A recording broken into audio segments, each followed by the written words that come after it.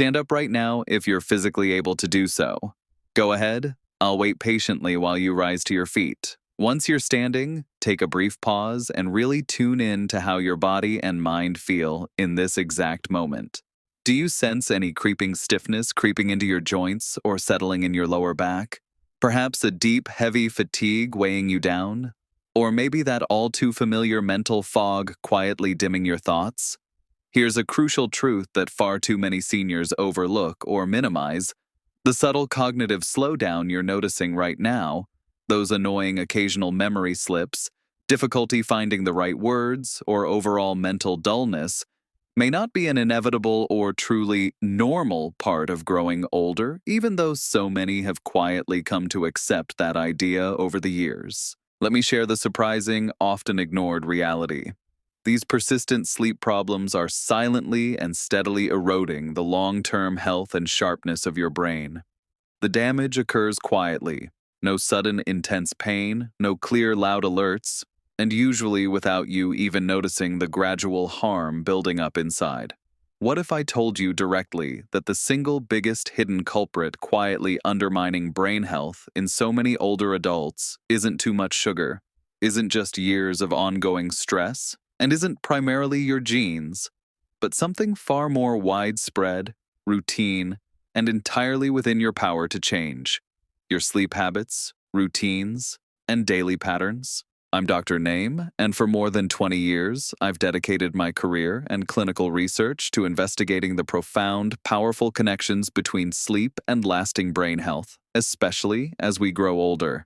In my practice, the same troubling pattern appears with disheartening regularity. Seniors arrive feeling worried, often genuinely frightened, convinced that their increasing memory lapses, rising irritability or short fuse, or moments of confusion are simply unavoidable signs of aging that everyone must eventually accept. But in a surprisingly high number of these cases, when we examine the full picture carefully, the true underlying cause proves to be something much more correctable, treatable, and manageable: the quality of their sleep, or more precisely, how consistently they have been missing out on reliable, high-quality, deeply restorative sleep night after night. Much of the sleep advice people have followed for years, and much of what still appears in typical recommendations, is unfortunately incomplete.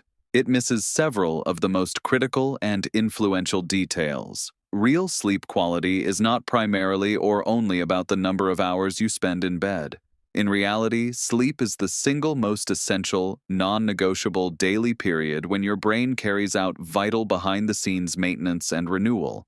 It actively clears out harmful metabolic waste and toxic proteins, such as the well-known beta-amyloid linked to cognitive decline, that build up while you're awake. It firmly consolidates and strengthens the new memories and skills you acquired during the day. It performs careful repairs on fatigued or damaged neural connections, and it resets your emotional centers to restore balance, calm, and emotional resilience for the day ahead. When sleep becomes repeatedly disrupted, fragmented, shallow, or lacking true depth, even if the total bedtime appears sufficient, the brain is almost always the first organ to display the resulting damage, decline, and diminished function. From a solid clinical and neuroscientific perspective, the suprachiasmatic nucleus, SCN, your brain's master circadian clock, located in the hypothalamus, depends heavily on consistent, reliable timing cues from your daily habits and environment to stay properly aligned and perform optimally. When bedtime fluctuates too much or lacks regularity, even by just an hour or two from night to night, the quantity and quality of deep NREM sleep, essential for robust long-term memory consolidation and synaptic pruning, noticeably decreases, weakens, and becomes disrupted. A comprehensive long-term study at the University of Colorado Boulder tracked 300 adults over 8 years. The findings revealed that those with irregular or highly variable sleep schedules experienced a striking 30% faster decline, specifically in episodic memory, the kind involved in recalling personal events and experiences, and this accelerated decline occurred even when their average sleep duration stayed roughly the same. Another common habit among many seniors is remaining awake in bed for prolonged periods, anywhere from 20 minutes to an hour or longer, night after night, while reassuring themselves it's not a big deal or it only happens occasionally. Yet this practice is particularly harmful, insidious, and self-perpetuating. Your brain is a remarkably efficient, lifelong learning organ that continually forms strong associations between places, actions, and mental states. When you repeatedly stay awake, restless, or anxious in bed over weeks and months, your brain gradually begins linking your bed with wakefulness, alertness, rumination, worry, or mild stress, rather than the calm, deep, restorative sleep it should signify. Over time, this conditioned negative association results in lighter overall sleep architecture, much more frequent brief awakenings and fragmentation throughout the night, and a significant reduction in slow-wave, deep restorative sleep. Consider a simple everyday analogy. It's like repeatedly attempting to park your car, but leaving the engine running in the middle of a noisy, busy city intersection instead of pulling it into a quiet, secure garage. Your bed should be a peaceful, safe, predictable sanctuary, a genuine garage, where your mind and body can completely relax and recharge. But by lingering awake and mentally active in it night after night, you unintentionally transform that serene space into something chaotic, like rush hour traffic filled with constant stimulation. Research from Johns Hopkins University, which followed 250 adults aged 65 and older over an extended period, found that those who regularly spent long stretches awake in bed had, on average, 42% more disruptive awakenings during the night and clearly elevated levels of morning anxiety and tension. The gradual but real accumulation of effects includes progressively worse daytime brain fog, persistent irritability or quick temper, diminished emotional recovery, and even the onset or intensification of anxiety, even among those who previously had little of it. Picture your brain as a large absorbent sponge during the day. It requires sufficient wakefulness pressure from extended active hours to be fully wrung out, cleansed, and refreshed during sleep. When you shorten that daytime buildup by heading to bed far too early, the nighttime processes of detoxification, repair, and memory strengthening cannot occur as completely or effectively. Detailed polysomnography studies from the University of Michigan showed that seniors with very early bedtimes, often 8 p.m. or earlier, had REM sleep cycles approximately 20% shorter on average, even when they remained in bed for 9 to 10 hours attempting to rest. This timing mismatch frequently resembles, and is often misattributed to, the initial signs of cognitive decline or mild cognitive impairment. The encouraging aspect is that in most instances, this is largely reversible through consistent, thoughtful adjustments to bedtime. Furthermore, controlled studies from Stanford University demonstrated that even moderate ambient light exposure at night in adults 65 and older could suppress melatonin production by up to 50%. This suppression resulted in lighter, less efficient sleep stages, reduced memory formation and retention the following day, and modest but measurable declines in executive function.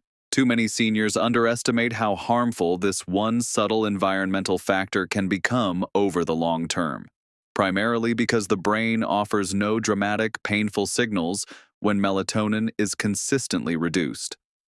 The cognitive and emotional impacts accumulate slowly and quietly across months and years, making the connection to poor sleep habits difficult to recognize in the moment. Consider Harold, for instance, a 68-year-old man who progressively shifted his bedtime earlier and earlier, eventually settling on 7 p.m., believing more time horizontal would deliver better rest, faster recovery, and greater daytime energy. Instead, the opposite occurred. He awakened fully alert at 3 a.m. every night, unable to return to sleep, lying there staring at the ceiling in frustration for hours. Subsequent neuropsychological testing revealed mild but evident declines in short-term recall and working memory. He had also relied on low-dose sleep medication nightly for years, though its effectiveness was waning. Collaborating together, we established a strict, non-negotiable morning wake-up time, regardless of how little sleep he'd gotten, significantly reduced nighttime light exposure, particularly from screens and hallway lights, and gradually delayed bedtime by 15 minutes every few nights. Harold's deep sleep percentage increased by an impressive 35%, according to his sleep tracker. Within just 8 weeks of adherence, his word recall and list learning scores rose from 1520 to 1920. The heavy morning brain fog that had plagued him for years disappeared entirely, and his daytime mood shifted to calm, patient, and positive. The rest protocol successfully rebooted his brain's natural repair and regulation mechanisms. At the core of the rest protocol is rhythm, setting a fixed wake-up time every single day. Commit firmly to rising and getting out of bed at precisely the same time each morning, no matter how poorly or briefly you slept the previous night. Next is stimulus control, a well-established behavioral sleep method.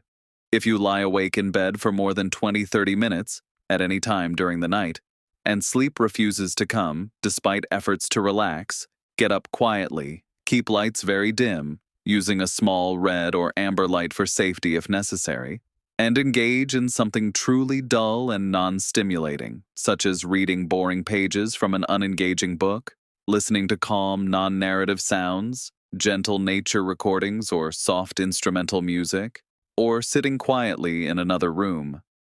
The goal is to retrain your brain to associate your bed and bedroom strongly with rest, relaxation, drowsiness, and deep sleep, rather than wakefulness, overthinking, or anxiety. Research from Johns Hopkins indicated this approach reduces average nighttime awakenings by about 42% in seniors within 6 weeks of consistent application. Then comes timing, the third pillar. Aim for a bedtime window, typically between 9:30 p.m. and 10:30 p.m. for most seniors. Adjust slightly based on your natural chronotype or daily routine, but this range enjoys strong supporting evidence. If your current bedtime is much earlier, such as 7:30 or 8 p.m., move it later gradually in 15-minute increments every few nights, until you achieve better biological alignment. Finally, intentionally minimize nighttime light exposure and discuss any current sleep medications carefully with your doctor. After sunset, rely only on dim, warm, amber, or red lighting at home, and avoid blue light screens, phones, tablets, TVs, etc. for at least 1 hour before bed, ideally 90 minutes to 2 hours. Protecting your natural melatonin is vital for deeper, more restorative sleep, and for supporting overnight brain detoxification, memory consolidation, synaptic balance, and emotional reset. Even modest, steady improvements in light control and screen habits frequently yield surprisingly substantial and enduring benefits in daily brain performance and overall well-being. To be completely clear and responsible, the REST protocol provides safe, evidence-based lifestyle and behavioral strategies to improve natural sleep quality and bolster brain health.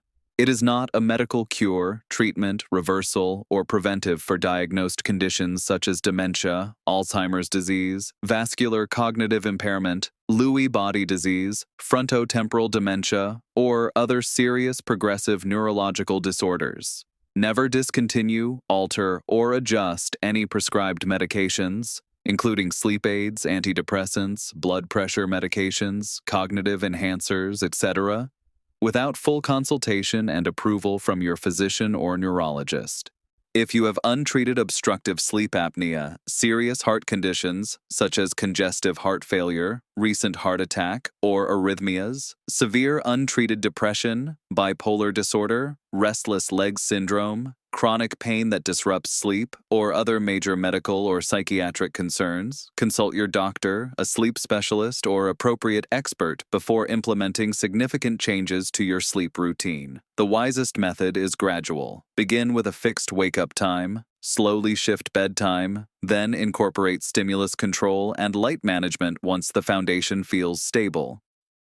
Gradual changes allow your body and brain to adapt comfortably and sustainably, much better than sudden shifts.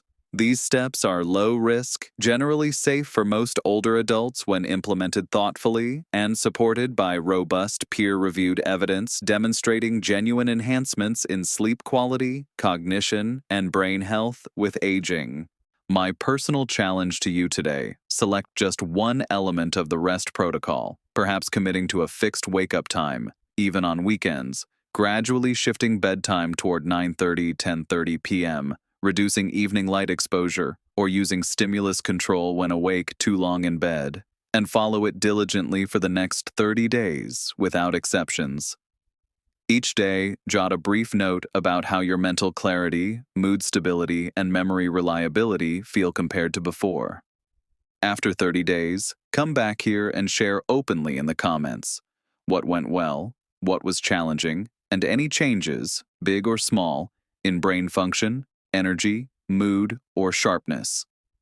Your authentic experiences can inspire, encourage, and create hope and connection for others facing similar struggles while reinforcing your own commitment. Your brain has faithfully supported you through decades of life's ups and downs, joys, hardships, successes, disappointments, quiet victories, everything. It has been your companion, problem solver, memory keeper, and emotional anchor. It deserves far more than to be dismissed as just old age, when so much decline may actually stem from correctable sleep issues rather than irreversible aging. The empowering truth is that you can take practical, science-backed steps right now to achieve sharper memory, improved focus, steadier emotions, and renewed mental energy, all through careful, consistent enhancements to your sleep habits. The overlooked truth remains: poor, inconsistent, low-quality sleep, not merely sugar, not chronic stress in isolation, not mainly genetics, is quietly accelerating brain function decline every day, often without pain or obvious signals. Over more than 20 years in senior brain health and sleep research and practice, I've witnessed this preventable pattern repeat in hundreds of patients. Memory problems, irritability, confusion, word-finding difficulties, daytime fatigue, and reduced resilience frequently arise from chronic sleep disruptions and suboptimal sleep patterns, not simply from aging alone. Sleep acts as active nightly brain maintenance, clearing toxins, storing memories, repairing connections, resetting emotions. When quality declines, the brain suffers first and most profoundly. The truth that so many continue to overlook, undervalue, or miss entirely is this: poor, disrupted, inconsistent, or low-quality sleep habits, not excessive sugar over the years, not chronic stress by itself, not primarily genetic factors, are quietly and steadily damaging and hastening brain function decline every single day, often without pain, without dramatic warnings, and without the connection being immediately apparent. After more than 20 years dedicated to senior brain health and sleep science in research and clinical practice, I've seen this same avoidable pattern countless times in hundreds of patients. Memory lapses, heightened irritability or emotional reactivity, increasing confusion or word-finding struggles, persistent daytime fatigue, and lessened mental resilience very commonly result from chronic sleep disruptions and less than optimal sleep structure, rather than unavoidable aging by itself. Sleep is far more than passive rest. It's the critical, active nightly window when your brain manages essential housekeeping, clearing accumulated toxic metabolic waste, consolidating and reinforcing new memories for long-term storage, performing microscopic repairs to damaged or weakened neural pathways, and resetting your emotional equilibrium and limbic system for better stability and adaptability ahead. When sleep quality repeatedly falls, fragments, or becomes shallower, your brain inevitably bears the brunt first and most severely, often long before other organs display clear signs. Thank you sincerely from the bottom of my heart for taking the time to watch, listen, or read all the way through. It means a tremendous amount that you invested this time in learning about something so vital to your long-term well-being. Feel entirely free and encouraged to share your current age in the comments. It helps build community understanding, or simply write the word foggy if that describes how your thinking or energy has felt lately, or type "I'm in" if you're ready and motivated to begin at least one small, practical rest change tonight or tomorrow. Improving and safeguarding your sleep is one of the kindest, most powerful, accessible, and meaningful actions you can take for your mind's long-term health, sharpness, and vitality. I truly appreciate you being here with me today, and I look forward to hearing from you soon, whether with a brain-restored note, your 30-day update, or a short comment on how this message resonated with you. Take excellent care of yourself and your sleep until next time. One final gentle reminder as we conclude. The rest protocol changes are deliberately approachable, sustainable, and forgiving. You don't need to revamp your entire life overnight. Attempting everything simultaneously often leads to feeling overwhelmed and rapid burnout. That's precisely why the protocol stresses beginning with just one pillar, rhythm as the strongest and most foundational, since a consistent wake-up time establishes a reliable anchor for everything else to build upon.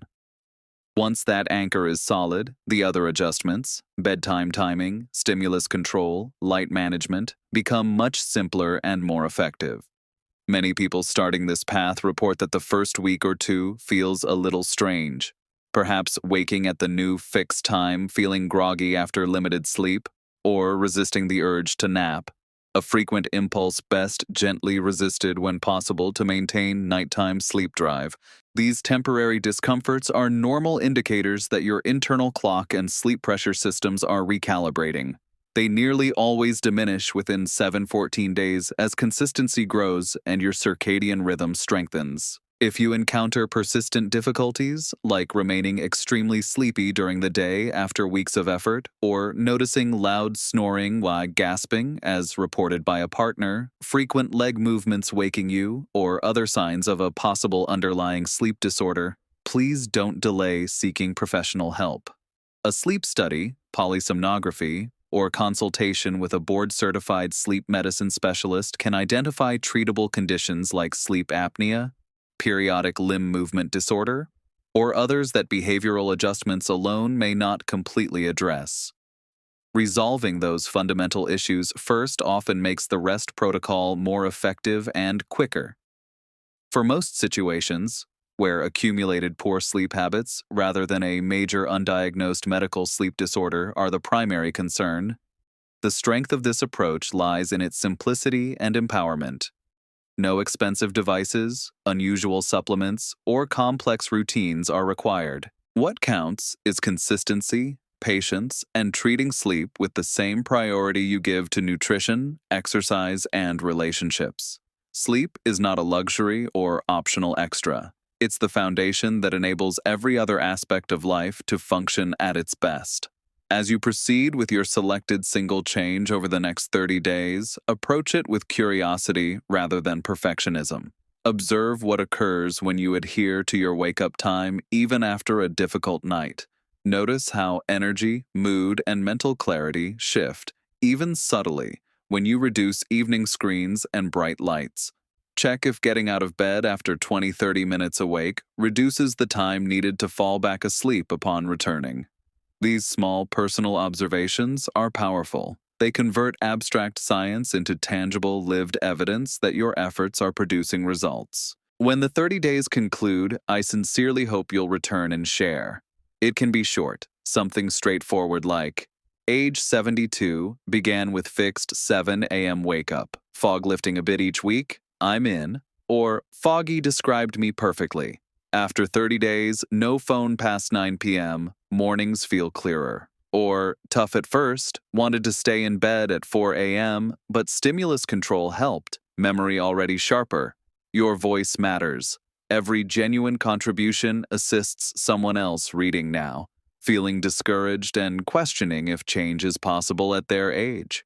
It demonstrates they're not alone, that modest, consistent steps can yield real progress, and that it's never too late to provide your brain the nightly support it has quietly required. In closing, here's my final thought. Aging itself is not the enemy of a sharp, vibrant mind. Neglecting the brain's most vital nightly recovery process is. By choosing, even in one small way, to prioritize better sleep structure, you're investing in enduring mental clarity, emotional balance, and resilience that enhance every area of life.